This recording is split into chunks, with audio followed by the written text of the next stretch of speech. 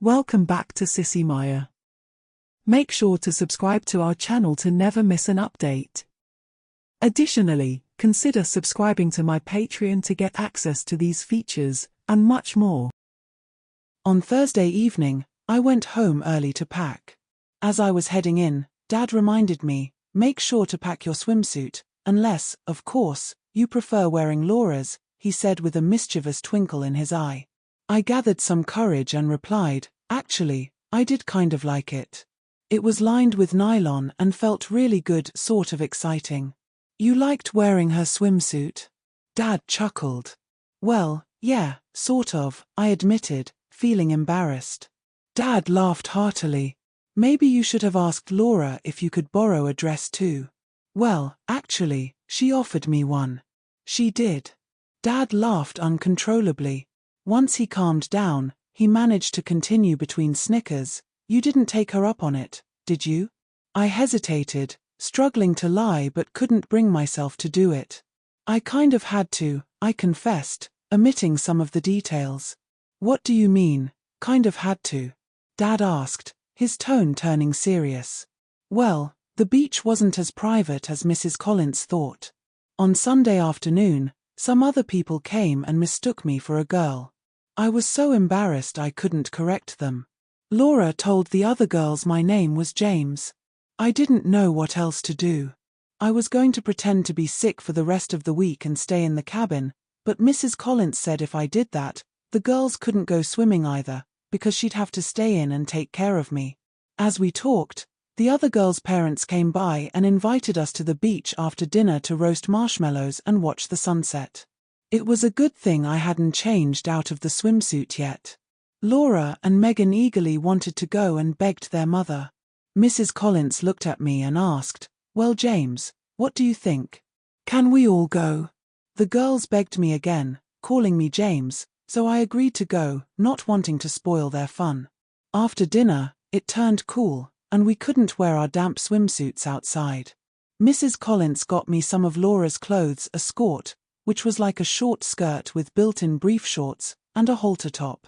She also lent me a pair of sandals with adjustable straps. She combed my hair back, adding some barrette, and said, if you're going to pretend to be a girl, you need every advantage. So you had to go to a marshmallow roast dressed as a girl. I bet that was uncomfortable. Well, it got worse from there. I had to wear the swimsuit for swimming, but on Wednesday, we got invited to the movies. For that, I had to put on a real dress, complete with a slip and training bra. I also wore lacy socks and a pair of girls' flats. After the movie, we went to dinner at a real restaurant. So, let me get this straight. You spent the whole week pretending to be a girl? I nodded. And no one suspected? Nope, no one. How many times did you wear a dress? 3 times. The rest of the time was mostly in the swimsuit, although I did wear some shorts and blouses in the evening. Why did you have to wear a dress 3 times? Well, I was using so many of Laura's clothes that we had to go to the laundromat on Thursday to wash them. We checked out before the other girls' family, so I had to wear a dress on the way home. You wore your own underwear, right? At first, yes. But then the girls dared me to wear panties. They said I was a chicken if I didn't, so starting Wednesday, I wore panties. I managed to admit that with a small lie. Do the girls still tease you about pretending to be a girl for a week? Well, actually, they say I'm more fun as James than as James. I lowered my head. I even let them talk me into doing it some more here at home. What does their mother think of that? She helps pick out the outfits and does my hair. My feet are too big for Laura's shoes, so she lends me hers. How many times have you dressed up as a girl since you got back? A lot. You wear panties when you do? I shrugged. It goes with the outfit. Why don't you tell them you don't want to? I actually like it. You like it? Yeah, it feels really neat, I said, looking up.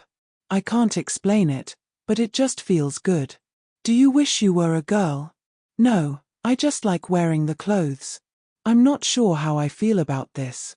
I've heard about men who do that, And while I've always considered myself open-minded and defended people's rights as long as they don't hurt others, this is my own son. I need to think about whether or not you can go on the vacation. In the meantime, don't bother packing. If I decide to let you go, it sounds like you won't need any of your own clothes. But Dad, we're leaving early Saturday morning. I'm supposed to spend the night tomorrow so we can leave early. I'll let you know by morning. That night, I couldn't sleep well. I kept dreaming that I watched Laura and Megan drive off and never come back. Each time, I woke up in a cold sweat and couldn't fall back asleep. In the morning, I heard Dad downstairs in the kitchen. I got up and went down. "Good morning," he said. "I was going to come up to your room. I need to talk to you about your trip to the lake." He pulled out a chair at the table and motioned for me to sit. I braced myself for the possibility of losing the vacation and being banned from Laura and Megan's. "If, and it's a big if," he began, "if I let you go, you're going to wear Laura's clothes again, aren't you?" "Probably," I admitted. "Are you sure you can pull off pretending to be a girl again?" "I think so. Mrs. Collins will make sure I really look the part. When you dress up here, does she ensure you truly look like a girl?" "Yes." "Has anyone other than the Collins seen you dressed up here at home?" I nodded. "Who?" he asked. "The neighbor next door and some of Megan's friends." "The neighbor didn't recognize you?" "No." "Well, maybe she did, but if she did, she didn't say anything." "And Megan's friends? Did they think you were a girl?" "Yes." "After the mountain lake trip, do you think you'd want to dress up again?" "I guess." "Well, I'm not sure how I could make sure you never wear girls' clothes again. It's really tough for me to deal with this. I want your promise that I will never hear anyone say, 'Hey, I saw your son in a dress.'" "Okay." "You won't. Mrs. Collins doesn't want anyone asking, 'Who was that boy in a dress with your girls?' She'll make sure I look enough like a girl to fool anyone." "Well, I might be crazy, but go ahead and enjoy the trip to the mountain. And afterward, make sure no one suspects you're not a girl when you're dressed up. Try to keep a low profile." I could tell Dad wasn't entirely comfortable with it, but he was realistic. He knew that since I enjoyed it, even if he forbade it, I'd probably do it again. He might as well let me do it under supervision. I went over to Megan and Laura's after putting on the dress I had hidden in my closet. I was so excited that I had to go back and get my empty suitcase for packing. Mrs. Collins was surprised when she opened it to pack Laura's clothes for me. I told her about my conversation with my dad, and she was relieved that he was okay with it. She had been worried he might find out and be angry with her. I did mention that while I couldn't bring myself to lie, I let him believe it all started at the beach because I didn't bring a swimsuit. I was spending the night to leave early in the morning, so I slept in Megan's bed that night, wearing a nightgown. The next morning, dressed in a summer dress, we headed out before breakfast. We stopped for breakfast and lunch along the way and arrived at the cabin around 4 o'clock. We quickly changed into our swimsuits and hit the water. There was a boat dock with a raised platform at one end for jumping or diving into the water. I had a blast. I spent 2 full weeks wearing only girls' clothes. On the first Saturday, we went into town for supplies and saw a movie. Everyone in town commented on how well-behaved and cute we girls were. No one guessed we weren't all girls. The following Saturday, Rebecca's family arrived. They had the cabin for the next 2 weeks. Rebecca made a big fuss about how glad she was to see me. She accidentally let me glimpse her underwear while standing on the porch and then winked at me. She went inside to change into her swimsuit but left the window shade up. As she closed it with a flourish after stripping down to her panties and bra, it was as if she was inviting me to peek. I resisted the urge because I didn't want to risk getting caught and jeopardizing my chance to dress up. They set up a tent for us girls to sleep in for the night. Rebecca was in charge of arranging the sleeping bags and decided 2 would be enough. Megan and Laura shared one sleeping bag, while Rebecca insisted on sharing one with me.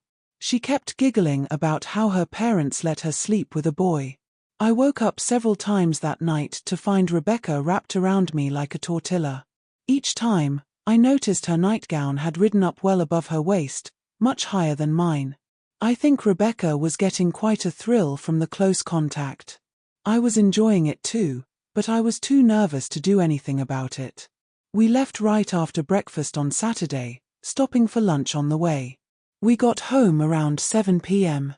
Mrs. Collins called Dad to let him know we were back and that she would send me home after dinner. We finished eating around 9 o'clock, and I insisted on helping with the dishes to make sure Dad was in bed by the time I went home. I hadn't brought any boys' clothes, after all. Dad didn't mention anything more about the vacation or my dressing up. I'm sure he was aware I was wearing Laura's clothes. When the invitation came, he didn't hesitate to approve my going with Megan and Laura to their family Labor Day picnic. He had to work on a project over the holiday and couldn't make any plans for us. We were headed to a nearby state park with a lake for swimming. Dad apparently thought I would be there as James, since he decided to come over to the park after work. We were returning from the lake when I saw Dad approaching Mrs. Collins.